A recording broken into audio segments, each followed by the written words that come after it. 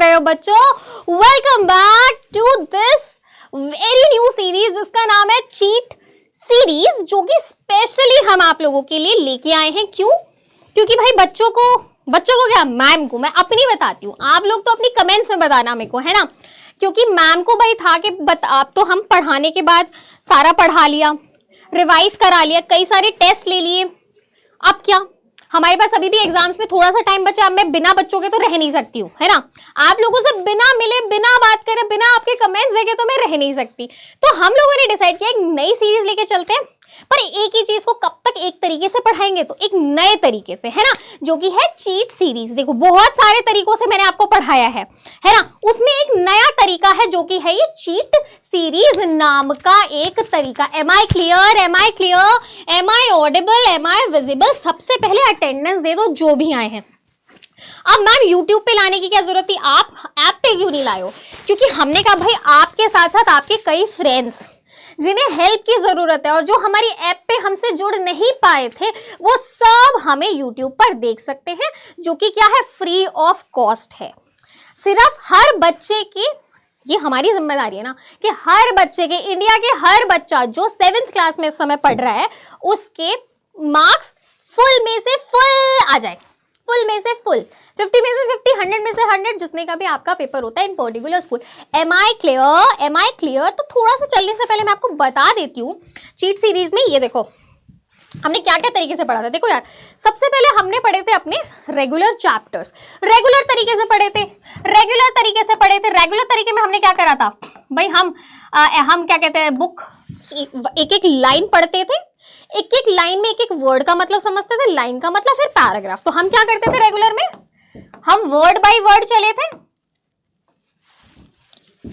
Word से मिला के हमने लाइन बाय लाइन चले। यार ये पेन तो फिसलता है मेरे हाथों से।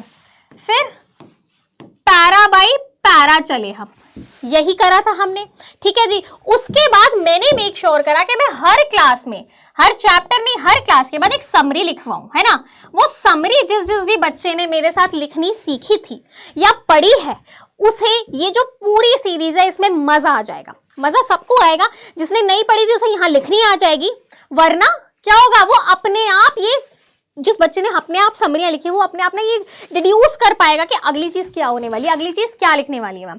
एम आई क्लियर, है ना।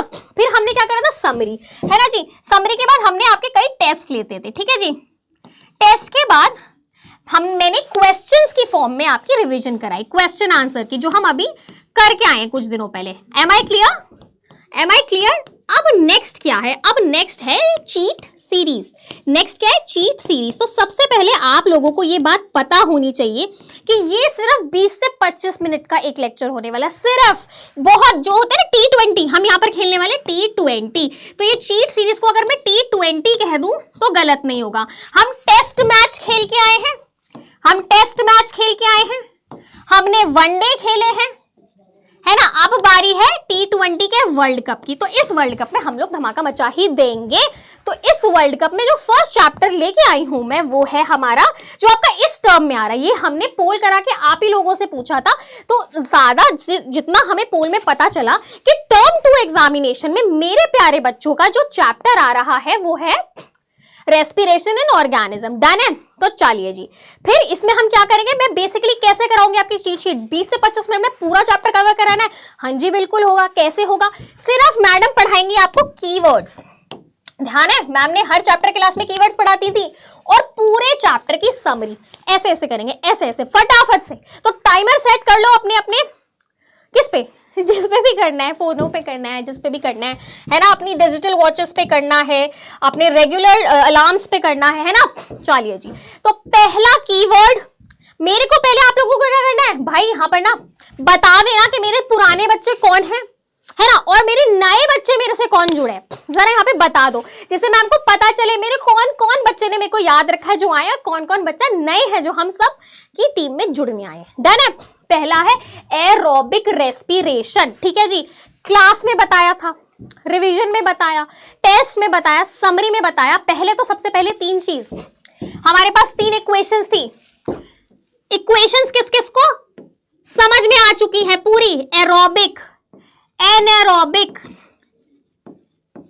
और एक मसल वाली, जिसमें क्या था, मसल वाली, सब में सब चीजें सेम फॉर्म हो रही थी, एक एक चीज क्या अलग हो रही थी, एरोबिक यानी इन the presence of air, air की प्रेजेंस में क्या बन रहा था, कमेंट्स में लिख दो। एनारोबिक में क्या था, जहां पे एयर की प्रेजेंस नहीं है, इथेनॉल।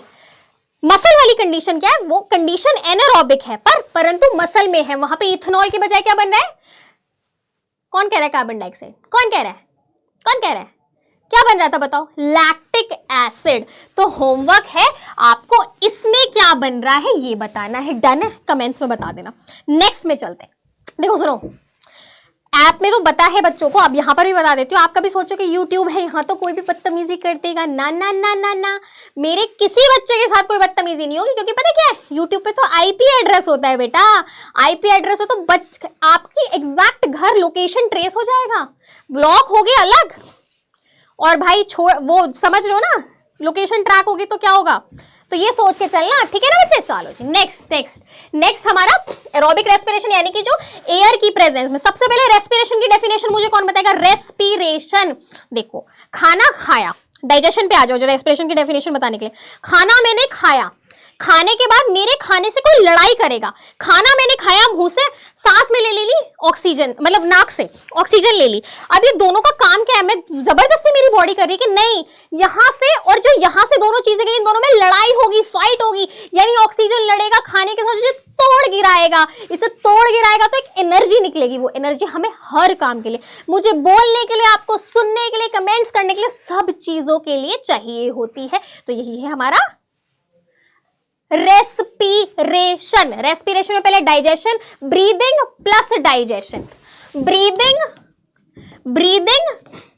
Plus digestion. तो मेरे बच्चों अब समझ आया कि डाइजेशन तो रेस्पिरेशन है, पर रेस्पिरेशन सिर्फ, डाइजेशन कह रही हूं सॉरी, ब्रीदिंग तो रेस्पिरेशन है, पर रेस्पिरेशन सिर्फ ब्रीदिंग नहीं है, क्योंकि रेस्पिरेशन के अंदर ब्रीदिंग, ब्रेकडाउन, डाइजेशन सब हो रहा है, और breathing is just getting in oxygen and getting out the carbon dioxide. Am I clear, फटाफट से बता दो मेरे को, ठीक है।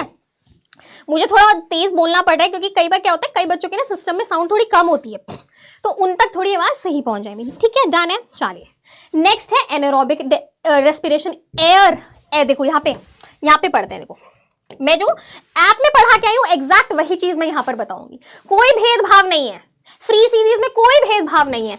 यहां से देखो, एयर यानी एयर कुछ दिख रहा है आपको, एयर टाइप यानी इसमें प्रेजेंस ऑफ एयर है, एन एयर, ना एयर, एन एयर क्या करती है मैम, हमेशा मैम ने वर्ड को लेती है, उसे 2 हिस्सों में 3 हिस्सों में तोड़ती है, अलग अलग मतलब निकालती है, फिर उन्हें जोड़ देती है, डेफिनेशन बना लेती है, ऐसे ही करती है, बताना मुझे याद किस किस को ये बात, डन है, ठीक है जी।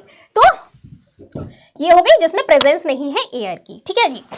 एक और क्वेश्चन बहुत इंपॉर्टेंट जो आता है, मैंने कई बार बताया, मैं अभी दोबारा बताना चाहूंगी, मसल में क्रैम्प क्यों आता है, बहुत फेवरेट क्वेश्चन है, कई लोगों के स्कूल में पूछा जाएगा, क्या होता है जब हमने क्या पढ़ा, रेस्पिरेशन की डेफिनेशन क्या थी, हमें खाना एनर्जी बनानी, तो एनर्जी बनाने के लिए क्या चाहिए, हमें सांस भी चाहिए, हमें खाना भी चाहिए, क्योंकि सांस ज्यादा आएगा, आपने सोचा ज्यादा खाना खा लिया, पर सांस नहीं है तो उसको तोड़ेगा कौन, एनर्जी कौन निकालेगा, सपोज करो आप खाना ही नहीं खा रहे, सिर्फ सांस ही सांस लिए जा रहे हो, तो तोड़ने के लिए तो कुछ है नहीं, तोड़ेगा किसे, तो दोनों चीज इक्वल प्रोपोर्शन में आएंगी, ठीक है। तो हम क्या करते हैं, हमें नॉर्मल वॉक के लिए एक पर्टिकुलर अमाउंट ऑफ एनर्जी चाहिए, खाना चाहिए, पर अगर मुझे भागना है, नॉर्मल से ज्यादा काम करना है, तो मुझे तो ज्यादा चीजें लगेंगी, है ना, तो इतनी जल्दी चीजें, एनर्जी मसल में नहीं पहुंच पा रही होती है ना, तो ऑक्सीजनेट मसल नहीं हो पा रही होती है, तो वहां पे एनारोबिक कंडीशन बन जाती है, तो वहां पे क्या हो जाता है, लैक्टिक एसिड प्रोड्यूस हो जाता है ना, तो वो क्या होता है, एकदम क्रैम्पिंग, दर्द होने लगता है, बाइटा जिसे कहते हैं, किस किस को पता है, हमें कभी कभी उंगलियों में आता है ना, तो क्या होता है, फिर वो नॉर्मल कैसे होता है, हम वहां पर मसाज करते हैं, फिर देखा है ठंडा ठंडा बर्फ लगाते हैं, है ना, ये सब चीजें करते हैं, इससे क्या होता है, जो ऑक्सीजन का होता है, जो हमारी ऑक्सीजन दोबारा से वहां पे एकदम जब इक्वल अमाउंट में पहुंचेगा, तो वहां से लैक्टिक एसिड जो है वो हट जाएगा, लैक्टिक एसिड की जगह क्या बनेगा, एनारोबिक रेस्पिरेशन का प्रोडक्ट बनेगा, और वो नॉर्मल हो जाएगा। एम आई क्लियर है। तो चलो नेक्स्ट, ब्रीदिंग रेट क्या होता है, ब्रीदिंग रेट कैसे कैलकुलेट करते हैं, 1 मिनट में, 1 मिनट निकाल लो, 1 मिनट अपनी वॉच में निकाल लो, ठीक है, सांस लेना ही लेना नहीं, सांस लेना छोड़ना, सांस लेना छोड़ना, taking in oxygen, getting out carbon dioxide together in 1 minute कितनी बार कर रहे हो, ब्रीदिंग रेट एक नॉर्मल पर्सन का क्या होता है, मुझे फटाफट से, यानी कि यानी कि क्या, inhalation, number of inhalation plus exhalation in a minute is called breathing rate. Done है। क्या होता है नॉर्मल ह्यूमन का 1 मिनट में, और एक एथलीट का, और एक सोते हुए इंसान का, एक स्लीपी इंसान का। क्योंकि जब डोजी होते हैं तो हमारा जो ब्रीदिंग रेट है वो थोड़ा घट जाता है, और जब एथलीट होते हैं तो नॉर्मल से बढ़ जाता है ना। नेक्स्ट जो चीट शीट कराऊंगी ना नेक्स्ट चैप्टर की, उसमें मैं जुनूनियंस बनाऊंगी। ध्यान, पता है ना, जो पुराने बच्चे उन्हें पता है, नए जान लो, हर क्लास में मैं टॉपर्स बनाती हूँ जिन्होंने सबसे सही कमेंट दिए होते हैं। मैं ये नहीं कह रही आंसर सही आना चाहिए, मैं कह रही जिसने सबसे ज्यादा अटेम्प्ट करे, बेशक गलत आंसर हो कोई टेंशन नहीं, बस अटेम्प्ट करो, और किसी से बदतमीजी नहीं होनी चाहिए कमेंट में। ये भी एक क्या होता है, क्राइटेरिया होता है ना। चलो नेक्स्ट क्या है, सेल्यूलर रेस्पिरेशन। सेल्यूलर यानी सेल से रिलेटेड कुछ है। सेल्यूलर रेस्पिरेशन यानी हम तो नाक से ले कर रहे हैं, हमारी बॉडी पूरी बॉडी किससे बनी हुई है, सेल से। तो सेल के अंदर रेस्पिरेशन क्यों हो रही है, क्योंकि देखो एनर्जी क्या, मेरे हाथ तो बना नहीं रहे, मेरी बॉडी में कौन सा प्लेस है जहां एनर्जी बन रही है, सेल। मैंने क्या समझाया, सेल क्या है, क्या है जल्दी बताओ, सेल क्या है, एक मेटाबॉलिक अखाड़ा है। सेल क्या है, एक मेटाबॉलिक अखाड़ा है। यानी कि जैसे आपको चलने के लिए ग्राउंड चाहिए, मुझे चलने के लिए ग्राउंड चाहिए, कुर्सी रखने के लिए, बैट रखने के लिए, सब रखने के लिए हमें ग्राउंड चाहिए। अगर ग्राउंड नहीं है, मतलब सरफेस नहीं है, तो हम कहाँ रखोगे, कहीं भी नहीं रख पाओगे। बात तो मैं सही कह रही हूँ ना कि नहीं कह रही, है ना। तो उसी तरीके से हर चीज को करने के लिए सरफेस चाहिए। तो सेल एक सरफेस प्रदान करता है। एक केमिस्ट्री लैब हो गई है। देखो सेल क्या है, लिविंग है। सेल क्या है, एक लिविंग चीज है। सेल लिविंग है ना, सेल लिविंग है। तो लिविंग का मतलब बायो, यानी कि मैं लिख लूं बायो, और मैंने कहा इसके अंदर रिएक्शंस हो रहे हैं। रिएक्शंस का होता है केमिस्ट्री लैब में, तो बायो प्लस केमिस्ट्री यानी बायोकेमिकल रिएक्शन हो रहा है। तो रेस्पिरेशन क्या है, रेस्पिरेशन एक बायोकेमिकल रिएक्शन है। तो कहां हो रहा है ये, ये सेल में हो रहा है। सेल के अंदर बहुत सारी छोटी छोटी ऑर्गेनेल हैं, ऑर्गेनेल, उसके अंदर जो और छोटी ऑर्गेनेल। तो रेस्पिरेशन का हो रही है माइटोकॉन्ड्रिया। कहां हो रही है, माइटोकॉन्ड्रिया, है ना। क्या बनता है, किस फॉर्म में, माइटोकॉन्ड्रिया में क्या बन रही है, एनर्जी बन रही है ना। यानी कि माइटोकॉन्ड्रिया पता क्या है, हमारा बैंक, हमारा आरबीआई, जिसके पास पैसा ही पैसा है, अंबानी। माइटोकॉन्ड्रिया को हम क्या कहते हैं, अंबानी ऑफ द सेल। हम क्या कहते हैं मेरे बच्चों, Ambani of the cell. Energy किस फॉर्म में बनती है, in the form of ATP, adenosine triphosphate, ATPs. यानी कि एटीपी के आपके कॉइन हैं, जितने ज्यादा कॉइन उतने आप अमीर, उतने आप एनर्जेटिक। एम आई क्लियर, बिल्कुल क्लियर हूं। चलो फिर नेक्स्ट पे चलते हैं। नेक्स्ट कीवर्ड क्या कह रहा है, नेक्स्ट कीवर्ड कह रहा है डायफ्राम। अब देखो पूरा रेस्पिरेशन सेट समझ लो कहां से है, नॉस्ट्रिल, नेजल पैसेज, यानी कि पूरी जगह जो नेजल पैसेज हमारी पूरी नोज, फिर हमारी विंड पाइप, फिर हमारी लंग्स आ जाती है। ठीक है, लंग्स के पीछे छोटू सा छुपा हुआ है हमारा ट्रांसपोर्टेशन सिस्टम का, जो हम नेक्स्ट चीट शीट में पढ़ेंगे, हार्ट। तो इसके नीचे एक लाइनिंग है, ये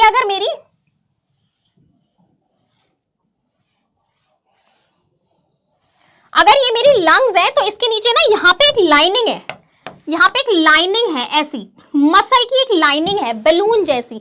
सोचो अगर मैं प्रेशर डालूं मेरे हाथ पे तो मेरा हाथ नीचे जाएगा, मैं प्रेशर हटा दूं मेरा हाथ ऊपर आएगा, नीचे जाएगा ऊपर आएगा।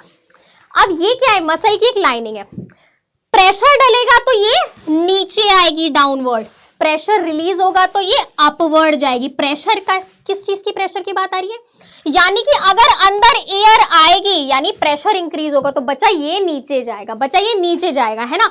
अगर प्रेशर क्या होगा, जब हम रिलीज करेंगे बाहर तो क्या होगा, प्रेशर कम होगा, तब क्या होगा, प्रेशर कम होगा, तब ये क्या करेगी, तब ये ऊपर लिफ्ट होगी। एम आई क्लियर, कोई भी परेशानी तो डाउट्स में पूछ लेना, नेक्स्ट क्लास में क्लियर कर दूंगी, या वहीं पे कमेंट कर दूंगी, मैं यूट्यूब पे भी कमेंट कर दूंगी, कोई टेंशन नहीं है।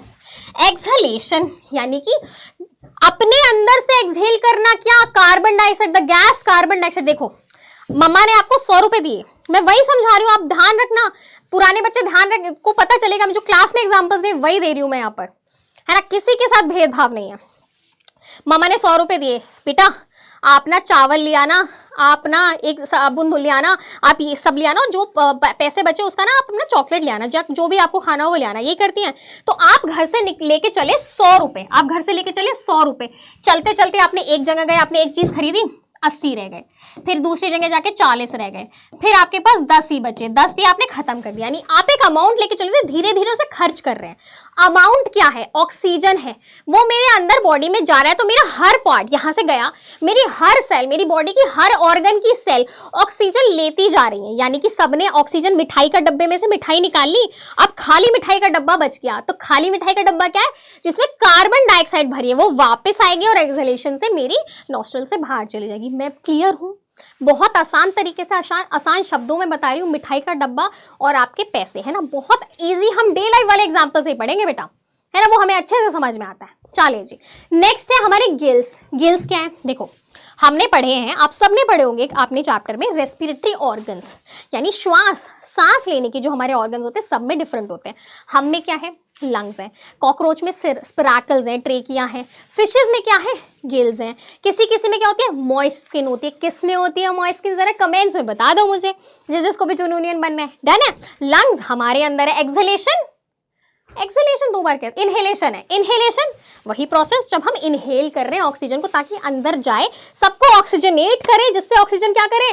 खाने को तोड़े, एनर्जी निकाले। और तभी कहते हैं ना, आपको अगर गुस्सा आ रहा है, डिप्रेस हो रहे हो, या आपको एनर्जेटिक कम लग रहा है, तो क्या कहते हैं जब चढ़ाई पे चढ़ते ट्रैकिंग करते हैं? लंबी लंबी गहरी गहरी सांस लो, फिर छोड़ो, ऑक्सीजनेट करो टिश्यूज को, सेल्स को, है ना। देन स्पिराकल्स, अभी बता के आई हूँ, ट्रेकिया।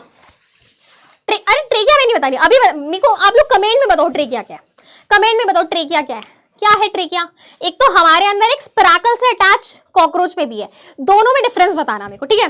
रिब्स, रिब केज क्या होता है? इसके ऊपर रिब केज ऐसे ऐसे क्या होती है वो ढांचा, क्योंकि ये क्या है? ये तो एक बलून, एक मसल का बहुत पतला स्ट्रक्चर है, जिसमें हवा इन्फ्लेट और इन्फ्लेट हो रहा है। देखो जब पानी बैलून में जब आप हवा डालोगे तो इन्फ्लेट हो जाएगा, फूल जाएगा, है ना। तो ये कोलैप्स भी हो सकते हैं। भाई आप कहीं जाके आप भीड़ भड़ाके में जाते हो, तो आपसे टकरा रहा है इंसान, या आप गिर गए, या आप कूद रहे हो, या आप सो रहे हो उल्टा, तो वो तो फट जाएगा। तो इसलिए उसको प्रोटेक्शन के लिए उसके साथ पीछे हार्ट भी, देखो यहाँ पे होता है हार्ट, यहाँ पे थोड़ा सा छुपा हुआ होता है, तो इसकी इतनी ज्यादा डेलिकेट स्ट्रक्चर की प्रोटेक्शन के लिए रिब केज होता है। Am I clear? यहाँ पे क्लियर हो तो मुझे बता दो, और पानी थोड़ा सा पी लो, जैसे मैम भी पी ले। बस हमारा कीवर्ड समाप्त है, जिसका मतलब हमारा पूरा चैप्टर समाप्त है। फटाफट से आपको समरी की लाइंस पढ़ा देती हूँ।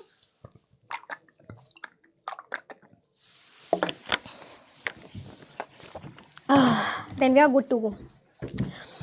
ऑक्सीजनेट करो। मैंने एक ट्रिक बताई थी स्टार्टिंग में, जब भी आप लोगों का कंसंट्रेशन इधर उधर जा रहा हो ना, डिफिकल्ट टॉपिक आपको समझ नहीं आ रहा, 1 मिनट के लिए पॉज करो और गहरी सांस भरो। आप देखना चमत्कार पता है कैसे होगा, आपको फौरन वो टॉपिक समझ में आएगा, क्योंकि ऑक्सीजनेशन हो गई ब्रेन के पास, है ना बेटा। चलो जी, आपके कीवर्ड्स को ही मैं समरी के फॉर्म में लिख के लाई हूँ, सेम वही है, लंबा लंबा मैंने डेफिनेशन में लिख दिया, जिसको भी हेल्प लेनी हो मैं एक बार बता देती हूँ, आप लोग देख सकते हो। Respiration is essential for survival of living organism, it releases energy from the food. Respiration क्या है? सबसे पहले तो क्या है? एक बायोकेमिकल प्रोसेस है। सब बच्चे पहले ये लिख लो मार्क करके, ठीक है जी। फिर वो सर्वाइवल के लिए बहुत जरूरी है। क्यों? क्योंकि एट द एंड वो अल्टीमेट प्रोडक्ट हमें क्या दे रहा है? एनर्जी दे रही है ना, ऑक्सीजन दे रही है, खाने को तोड़ रही है ना। रेस्पिरेशन की हमें डेफिनेशन पता है, हम लिखा है, क्या देती है हमें? एनर्जी, जो मैं यहाँ पे लिख चुकी हूँ। डन है। नेक्स्ट क्या कह रहा था? ऑक्सीजन वी इनहेल, मैं आपको साइड होकर पढ़ा रही हूँ ताकि आपको दिख जाए। द ऑक्सीजन वी इनहेल, यानी कि इनहेलेशन, इनहेल, इनका मतलब इनसाइड, एक्सहेल, एक्स मतलब एग्जिट, एग्जिट पे लिखना, एग्जिट मतलब बाहर जाने की जगह, एक्स, एक्स मतलब बाहर जा रहा है। Inhale oxygen, exhale carbon dioxide. Is used to break down क्या? खाना, विच इज ग्लूकोज। खाना किसके फॉर्म में अंदर जाता है? पच के क्या बनता है? ग्लूकोज, है ना, है ना। क्या तोड़ता है? इनटू किसमें? कार्बन डाइऑक्साइड में और वाटर में। कौन सी किसका है ये? एरोबिक रेस्पिरेशन का, यानी कि ग्लूकोज टूटेगा तो कार्बन डाइऑक्साइड और वाटर रिलीज होगा, प्लस एनर्जी, यानी कि क्या? Glucose in the presence of, देखो glucose in the presence of oxygen अगर टूटेगा तो आपका क्या निकलेगा?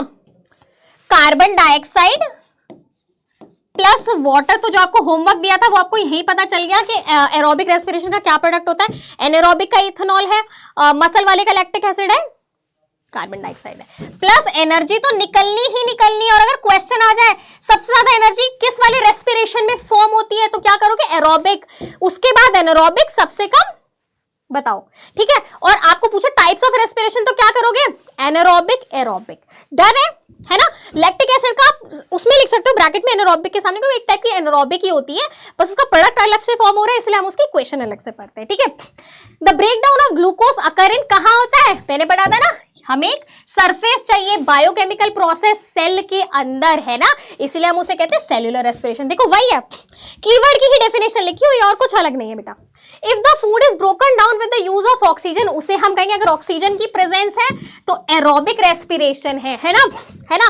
अगर क्या है, ब्रेकडाउन की, अगर ऑक्सीजन की एब्सेंस है तो एनारोबिक है, क्या बनेगा, इथेनॉल। और अगर यही ऑक्सीजन की एब्सेंस इन मसल है तो क्या बनेगा, लैक्टिक एसिड, ठीक है। वो कैसे सही होगा ये भी मैं बता चुकी हूँ। नेक्स्ट, ड्यूरिंग हेवी एक्सरसाइज क्या होता है, supply of oxygen to our muscle is insufficient, कम हो जाती है। इनसफिशिएंट का मतलब फूड ब्रेकडाउन इज बाय किससे होता है, फिर एनारोबिक से। डन है ना इतना तो। चलिए नेक्स्ट क्या कह रहा है ये कह रहा है breathing is a part of the process of respiration during which organisms take in the, क्या है ब्रीदिंग, क्या है, देखो रेस्पिरेशन की डेफिनेशन बताई थी, ब्रीदिंग की भी बताई थी, अलग से भी लिख के लाई हूं। ब्रीदिंग क्या है, पार्ट है, क्या लिखा है, बहुत important line, is a part of the process of respiration, part है।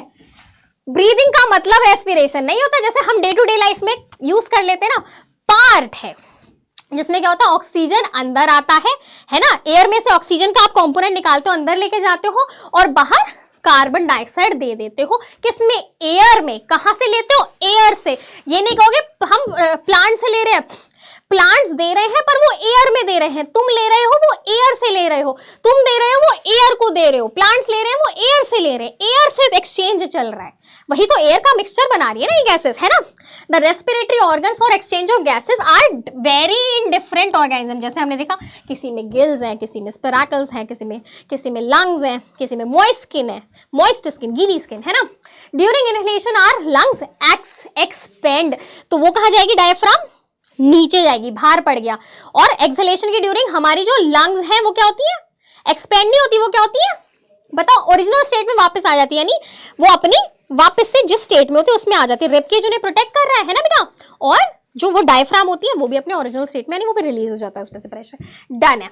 Increase in physical activity enhance the rate of breathing, हमने देखा था कि 1 मिनट में ब्रीदिंग रेट नॉर्मल, अगर मैं अभी नॉर्मल खड़ी हूँ, नॉर्मल कुछ नहीं बोल रही, तो मेरा डिफरेंट होगा। मैं अभी तेज तेज बोल रही हूँ, तेज तेज भागूंगी तो डिफरेंट होगा, मैं एकदम लेथार्जिक नींदू में हो जाऊंगी तो डिफरेंट होगा, है ना। In animals like cow, buffalo, dog, cat, the respiratory organ and the process of breathing are similar to humans. किस किस में क्वेश्चन आ जाएगा कि lungs किस किस में होते हैं, या तो ये पूछेंगे एक, और humans के अलावा lungs किस किस में होते हैं, या ये पूछेंगे humans के similar respiratory organ किस में, तो respiratory organ in human is lung, वो किस में है, और cow में होता है, buffalo में होता है, dog में होता है, cat में होता है ना बेटा। समझ गए ना मेरे बच्चे बातों को, ठीक है। फिर नेक्स्ट है अर्थवर्म में क्या होता है, एक्सचेंज ऑफ गैसेस किसके थ्रू अकर होता है, मॉइस्ट स्किन के थ्रू अकर होता है। किसके थ्रू अकर होता है, मॉइस्ट स्किन। आ गया ना भाई, मैंने जो होमवर्क देते उनके तो आंसर यही आ रहे हैं अपने आप ही, ठीक है जी। इन फिशेज एट टेक प्लेस, रुको, फिशेज में किसके थ्रू होता है, फिशेज में थ्रू होता है गिल्स के, हम पढ़ के आए थे, ठीक है जी। गिल्स और इंसेक्ट्स में ट्रेकिया। चलो जी, सबके आंसर आ गए, मैं आपसे क्या ही पूछ रही थी फिर तो, है ना जी। नेक्स्ट क्या कह रहा है, प्लांट्स में देखो, प्लांट्स में बेसिक गैसेस एक्सचेंज होता है, जो हमारी लीफ होती है ना उसमें छोटे छोटे से छेद होते हैं, उन छेदों को हम क्या कहते हैं, वो पता क्या होती है, 2 सेल हैं वो। अगर सोचो आपने गेट पे से, आप किसी मॉल में जा रहे हो, किसी होटल में जाते हो, तो गेट पे सिक्योरिटी गार्ड खुला है, आप अंदर जाओगे तो वो गेट को खोल देगा, आप बाहर आओगे तो वो गेट को बंद कर देगा, यही होता है, ऐसे होता है ना। तो ऐसे ही 2 सेल हैं जिसे हम, जो सिक्योरिटी गार्ड है, तो हमने उनका नाम ही गार्ड सेल रख दिया। अगर बहुत सारा प्रेशर आएगा, मतलब वाटर आएगा या एयर आएगी, तो वो खुल जाएगी, फिर वो बंद हो जाएगी। तो वो जो ओपनिंग हो, हम स्टोमेटा कहते हैं, उसमें से गैसेस एक्सचेंज होता है, क्योंकि प्लांट को भी तो सांस लेना है ना। वो ऑक्सीजन को बाहर दे देते हैं, कार्बन डाइऑक्साइड को अंदर ले लेते हैं, परंतु उनकी रूट्स एकदम इसके अंदर है, फ्लोर के अंदर है, तो वो वहां से भी सांस की प्रक्रिया को ऑन रखती है, वहां से भी वो सांस को लेती रहती हैं, है ना। सबके अलग अलग भी लेते हैं, मेनली वो स्टोमेटा से लेते हैं। ठीक है जी बच्चों, बिल्कुल सही है। Break down of glucose of plant cell that in the living beings occur same, है ना। ठीक है जी, तो मैंने आपको स्टोमेटा का बता दिया है, रूट का बता दिया है, इसका बता दिया, यानी प्लांट भी कवर हो गया। ठीक है ठीक है, हमारा ह्यूमन कवर हो गया, हमारे बाकी सारे जो भी बाकी जो वो है एनिमल्स हैं उनके भी रेस्पिरेटरी ऑर्गन्स कवर हो गए, प्लांट्स का भी हो गया। तो मतलब मैंने आपको ना 20 मिनट में 25 मिनट में आपको पूरे चैप्टर का एक ओवरव्यू दे दिया है। तो बस फिर अब कुछ नहीं है, डाउट छोड़ देना कमेंट सेक्शन में, बात करूंगी आपसे। बहुत सारा प्यार आप लोगों को, बहुत सारा दुलार, हर तरीके से चैप्टर पढ़ा दिया है। फुल मार्क्स की मैं उम्मीद, मैं ये आपको प्रेशर नहीं दे रही फुल मार्क्स का, बस समझ में आना चाहिए कि कभी आईएएस बनोगे, डॉक्टर बनोगे, पायलट बनोगे, इंजीनियर बनोगे ना, वहां पे यूज आएंगी ये चीजें, आएंगी जनरल स्टडीज यूज, वहां पर आपको ये चीज समझ में आनी चाहिए। कोई नहीं, अगर फुल मार्क्स नहीं भी आएंगे तो कोई टेंशन नहीं बेटा, है ना, कोई टेंशन नहीं। मेरे नए बच्चों को बहुत सारा प्यार, मेरे पुराने बच्चों को भी बहुत सारा प्यार, मिलते रहेंगे, कमेंट सेक्शन में बात करते रहेंगे। नेक्स्ट क्लास में जुनूनियत बनाते हैं, एक नए चैप्टर की चीट शीट लेके आते हैं। Thank you so much, bye bye.